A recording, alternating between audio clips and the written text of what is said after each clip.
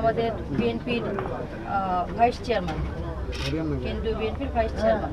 বাংলাদেশ জাতীয়তাবাদী দল কোনো অন্যায়কে প্রশ্রয় দেয় না এবং আমাদের নির্দেশনায় আছে যে কোনো অন্যায়ের বিরুদ্ধে আমাদের যে ভিকটিম তার পক্ষে আমরা অবস্থান নেব।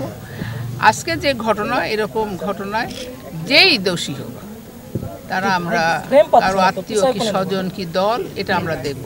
আমরা তাদের সর্বোচ্চ শাস্তি দাবি করি এবং এর জন্য আইনি সহায়তা যা দরকার জাতীয়তাবাদী দল সেটার জন্য যাবে। আমাদের নেতা তারেক রহমান সাহেবের নির্দেশে আমরা এখানে এসেছি এবং এরা আইনজীবী, আমাদের আইনজীবী ফোরামের তারা সদস্য, সর্বোচ্চ নেতা আমাদের অ্যাডভোকেট সাবিউল হক সাবু পিপি।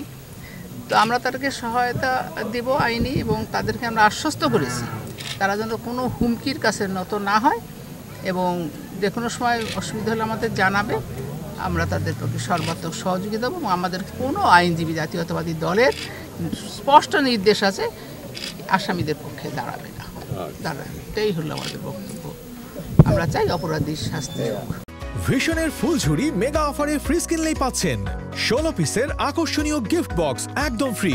এই ঘটনা যারাই অপরাধী হোক না কেন তাদের দৃষ্টান্তমূলক শাস্তি হোক এবং আমরা বাংলাদেশ জাতীয়তাবাদী দল এই সমস্ত অন্যায়ের বিরুদ্ধে সবসময় অবস্থান নিয়েছেন, অতীতে যেমন নিয়েছি, আজকের প্রেক্ষাপটে আমরা সেই অবস্থান দাঁড়িয়ে আছি এবং আমরা মনে করি আজকে ভিকটিম যে ক্ষতিগ্রস্ত হয়েছে তার পক্ষে আইনি সহায়তা দরকার হলে সেটা আমরা দেব এবং যত রকম প্রোটেকশন আছে সেই সমস্ত সহযোগিতা আমরা অব্যাহত রাখবো। আমাদের কোনো আইনজীবী, বাংলাদেশ জাতীয়তাবাদী দল বা আইনজীবী ফোরামের কোনো নেতা এই ব্যাপারে কোনো এই আসামির পক্ষে অবস্থান নেবে না, পরিষ্কার বক্তব্য।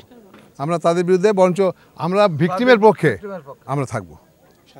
আমরা মনে করি যাদের রাজনৈতিক চেতনা আছে, আমরা যারা অন্তপক্ষে আদর্শিক রাজনীতি করি, তারা কর্ম অবস্থায় অন্যায়কে সমর্থন করতে পারি না এবং অন্যায়কারীদের বিরুদ্ধেই আমাদের অবস্থান।